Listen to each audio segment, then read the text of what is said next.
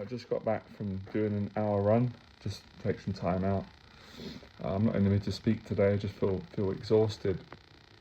So first of all, yeah, it was hard today getting out of bed. It was good. I had a lay-in. I've been getting up early pretty much every day. My body was just exhausted the last couple of days, so I slept in really late and made a promise last night that I'd go for a run no matter how I was feeling today. And obviously when today came, I was really tempted to not go, but I thought, no, I can't do that. Really focusing on what I call like a recovery mindset. The recovery mindset is not about quick fixes, you're thinking long term. So what I mean by that is, you know, every single day when you don't feel like doing things, you feel anxious, you feel scared, whatever you're feeling, lonely, you feel ashamed, stressed, got problems, challenges, all the things that we all deal with, or just not in a good mood, not feeling social, you know, not really believing in yourself, all those fears and anxieties. When you're feeling like that, that's when it's really, well, I've learned it's really important to push yourself to complete your tasks, to do things, you know, appointments, going for a run or exercising, trying to stay on your diet, even socializing.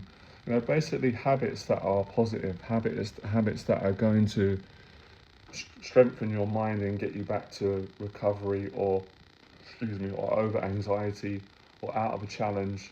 You know, there's no guarantees in life, but you've got a much better shot at succeeding. You know, I kind of include them all in the same box. If you want to change your life, then you're going to have to overcome some sort of anxiety or depression. If you've got a good life and you want to appreciate life more, then you're going to have to practice gratitude, you know, good character, you know, basically things where you've got to make an effort. And that's really what the metaphor is about. Courage is not the absence of fear and anxiety. Courage is feeling all those things that I just described and more. Most of the things that people are afraid to talk about out loud, but go on in our own heads and our own emotions. Courage is feeling all those things and taking action, putting in the effort. So yeah, the run today actually went better than I thought. I didn't put pressure to do a long distance because I've been putting a lot of pressure lately. It's been good in a way, but I just decided I don't have to do 2-3 hours, they're 4. You know, half an hour would be good. So I did an hour exactly, and it went well. I actually could feel my fitness picking up. And one thing I noticed today, my form felt very good. Something that I thought of but forgot to mention. So there's many things that you learn when you run if you stick to it. There's things that you realise that you're not good at, and then you get better at them. So that, like I said on the last sort of videos, you know, you get fitter, you get mentally stronger, but I also felt like my body language improved, my form, like being just sort of feeling more connected with the run. You know, I was more aware of like my every foot, you know, every kind of like foot hitting the floor, feeling upright, breathing well. Mine was still challenging today, but things just felt more in sync, and I could have gone on further today, and I usually always do, but I decided not to today. I decided actually to leave a bit more in the tank for the next days and basically mix it up. So my record is 3 hours. I want to beat that at some point, but doing an hour today helps me to do that. And I was listening to a guy online talking about how to train for marathons and long distance, and he was saying some people make the mistake of actually running the same time as a marathon in their training, and he's saying that that's a mistake. You should actually build up, like run less basically. I think I got the gist of what he was saying. So the marathon, I think on average is like 4.5 hours average person.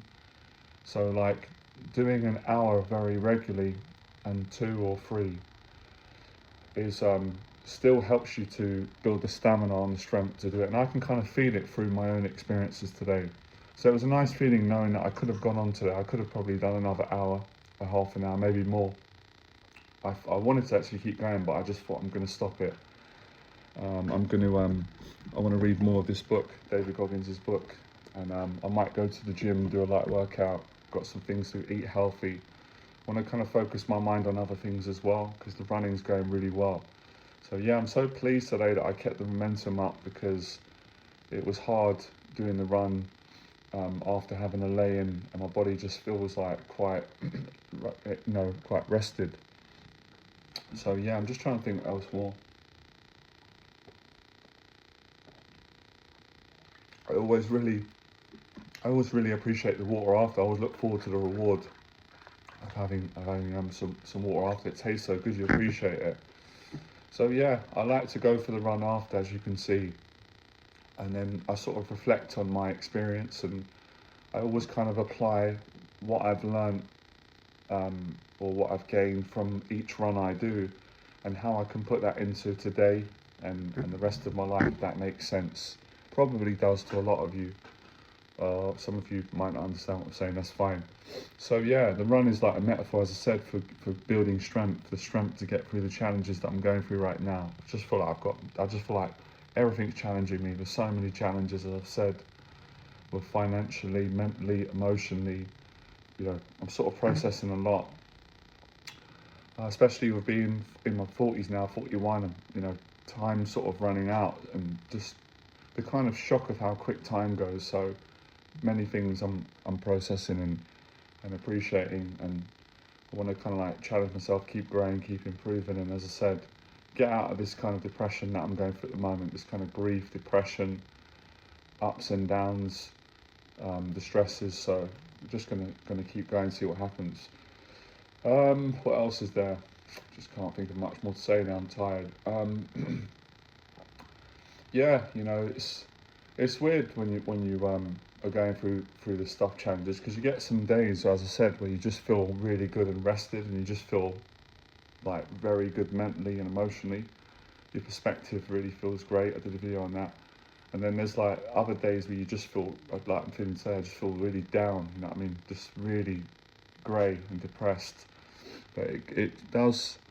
I am learning still, even though I find it hard to accept being in this place and get stronger and less fearful. And then that way, whether you're depressed or not, you can still, live a good life. And I think more importantly, accept not feeling good all the time, but not let that ruin your life, basically. Not let that make you feel like you can't cope, or, life's over, or you're not going to get back to feeling good again.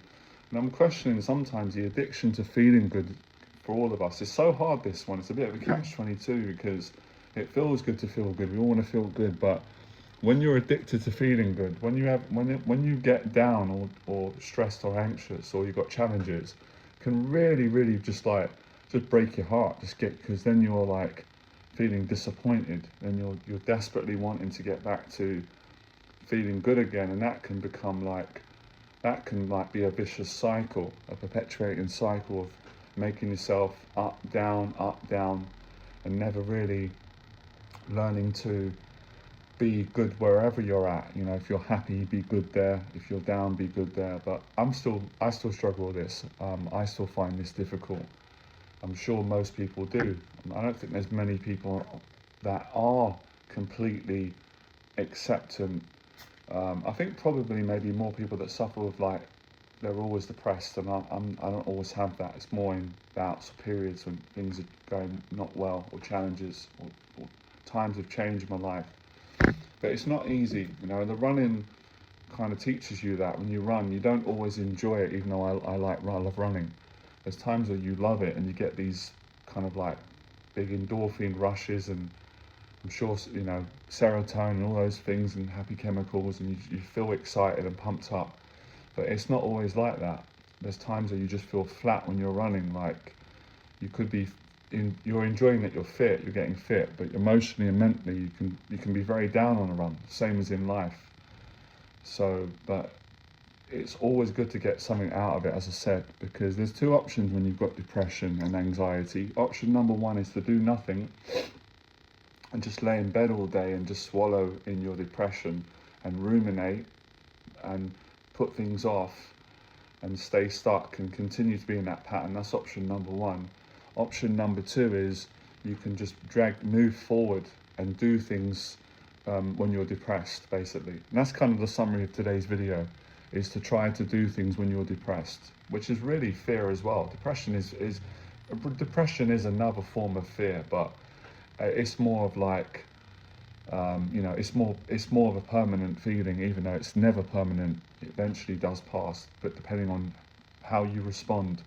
But nonetheless, it's fear. It's another fear another fear in disguise, really, depression and anxiety, all these things, all these negative emotions and states. So yeah, and after I finished the run, one of you said in the comments that I should do other hobbies and things, and I appreciate your comment, but obviously I do other things, but obviously you're not in my life. You're not seeing all the things that I'm doing. I do other hobbies, many things, but sometimes I'm okay with this now. But people do this because they're critical. Because sometimes people are jealous. When you're training and running and you're making progress, people. This is just human nature. You learn to not take it personal. People get jealous if they're not succeeding. They tend to get running can be a very triggering thing, I've noticed, for people. And the reason being is because everybody knows that running's difficult. It takes courage to go out and run. It takes effort. And a lot of people don't run, right? Which is their choice. I'm not judging people that don't run or judging people. I'm just making a point of people being jealous or critical. And especially if someone's in shape and they're fit, if someone's out of shape, it's so easy to project that depression on other people and get resentful, and then find ways of trying to criticize people, whether it's me or anybody, not just me, but anyone. It's like, oh, all you do is run. But it's like, no, people that run do a lot of other things too. You're just seeing like a clip of my life. We do many other things. Running actually makes me do so many other things in my life. It gives me space, it gives me confidence, it gives me intelligence. And it's the same with other things. When I do boxing, people say, oh, you can never win with people, but just making a point of, if you want to be better in life, it's better to not criticize people and work on yourself, work on your own insecurities that you're projecting onto others. Because it's up to the person, and that's the thing. When people say things like, you're doing too much, it's like, well, who are you to say that? You don't know me. You're not my family. You're not my therapist. You're not my friend. You're not my doctor. You don't really care. It's more from criticism, when we're being honest. That it's different if it's coming from a place of genuine concern for a friend. But when you don't really know someone, it's jealousy. It's another form of backhanded criticism in the form of pretending that you care when you don't care, really. You wouldn't come from that place. A lot of people do this, but again, running's good for all this stuff because it helps you to not be affected by people's criticism, but to focus on making yourself being the best person you can be. And I never go online and it's just too small-minded, criticize people, especially if they're who are doing better than me. I'm not in that place. I'm more would get inspired by someone to be better in my life. But yeah.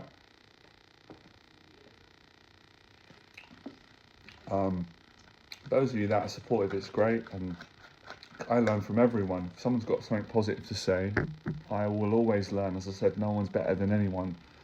But yeah, when I was younger, I was the same at a certain point. So I've been there where, being a bit jealous and envious because someone's running and they're fitter than me, and running was something that I used to struggle at, or anything in life. If someone's successful, you don't get anywhere in life like that. But of course, we've all done it. But some of us have outgrown that and have stopped doing that, which is good. And some of us are still doing it. People still do it, sadly, at any age, even in their 60s or 70s or 50s. They're criticising other people that are doing better than them in life, or they might not even be doing better, but they perceive them to be doing better. So running, it's weird. Out of all the exercises, I'd say running is a very triggering exercise for people in general if they're not doing it. Or let's say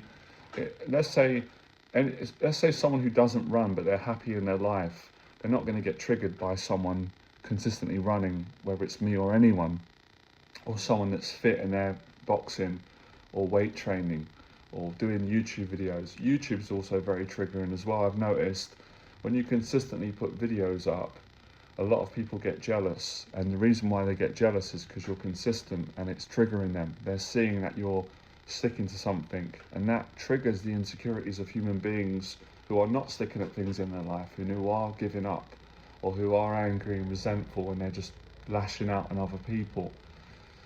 Again, we can all understand that. We've all done that at some point. We may not have done it on YouTube, but we've done it in our life, in our own feelings. So it's good. Running helps you to build better character and to stop doing these things and like I said, I'm not as affected as I used to be. It actually does the opposite. When people criticize, I always know I'm doing good in my life, or I'm doing something that's good, because they wouldn't be saying those things otherwise. And I've had this before in my life when I was younger. People would say, you're doing too much, you should stop, you should do this. And every time I didn't listen to them, I always found happiness in my life. Always did. I always got better relationships. I always helped other people. I always succeeded in business, or my life went better. But whenever I listened to them, my life was a disaster, because I was taking advice from negative people. I was taking advice from advice that wasn't truthful. It wasn't coming from a good place, and it was coming from people that wanted, they want you to fail, to be like they are. Anyway, forgive and move on, right? That's what you do. I try and learn a better character. People are entitled to their opinion. Most of the time, with online platforms in the world today, it's going to be negative. It's going to be always trying to bring people down because people don't feel good. They want you to be at their level. But there's a lot of people that are not like that. There's a lot of you that are positive, that are really encouraging and just want to inspire. And I just think no one's better than anyone. But funny enough, running triggers others. Running triggers yourself when you run. As I said, when I run a lot, I find the running bit quite. It's challenging, but it's not as hard as the running triggers. As I said, a lot of my OCD and anxiety and negative thoughts, intrusive thoughts, and that's the hard part on the run. Having to sort of battle through and not listen to your negative thoughts and your critical mind and the impatience. So running does do that, but most of fitness does it. But I find more like running, swimming, more cardiovascular. Yeah, I would be great to know if some of you do running. But yeah, you don't have to do running to build strength and discipline. As I said, there's many other things I do. It's basically completing your task in your life. Whether it's whatever it is, work, getting out of bed when you don't feel like it, and leaving the house. That is another exercise of discipline, it's not easy for anybody all the time. Or going to the gym, doing some weights, or making YouTube videos. This isn't easy. So it's like today I'm proud of myself because I've completed 2 tasks, well 3. 1, getting out of bed. Number 2, going for a run. Number 3, doing a video, and then I'll do some reading after. That'll be number 4. So I like to break the day up into like tasks and be mindful of how much I'm getting done. Keep myself busy, because when you're feeling depressed, or you're going through, or you want to challenge yourself. And when I talk of depression as well, yeah, I'm going through some depression. Most people are today. I'd guarantee that most of the world, I'm sorry to say it, but is depressed, is quite unhappy. I mean, especially just living in your own city, you can see that with people, which is sad, really. But I think it's maybe we've all got to learn to be more grateful and maybe not make something a label all the time. But in general, when you're not depressed, you still got to get through what I call a the human mood, which is not necessarily always happy and energetic and always in the mood, and that's part of what discipline is. So facing fear, it's all discipline. Moving forward, however you feel, whether you feel happy, whether you feel depressed, whether you feel low on mood, whether you feel miserable, negative. And if you do that over a long period of time, that's when you make big changes in life. But obviously, the hard part is being patient, and the hard part is putting in the effort consistently, pretty much most days, with rest in between, obviously, and just trusting that you're going to get there in the end. The long-term goal is always harder to stomach than the short-term goal. So the short-term goal is what we can do each day, but the long-term goal is usually things like we want to earn, money, or we want to build a business, or we want to get a partner, or married, or start a family, or we want to overcome a mental health disorder or challenge. And these things are not going to come. They're going to take time. They're not going to be quick fix. And that's the hard part, the waiting and the suffering in between waiting. But the daily goals are quite quick little fixes that you can achieve, which are great. They can give you some feel-good factor, satisfaction, strength, momentum, things like that. And just going the extra mile. So yeah, I'll leave it at that. Try and leave this video at 20 minutes. I'll read the comments, But yeah, appreciate the support, and yeah, let's keep going.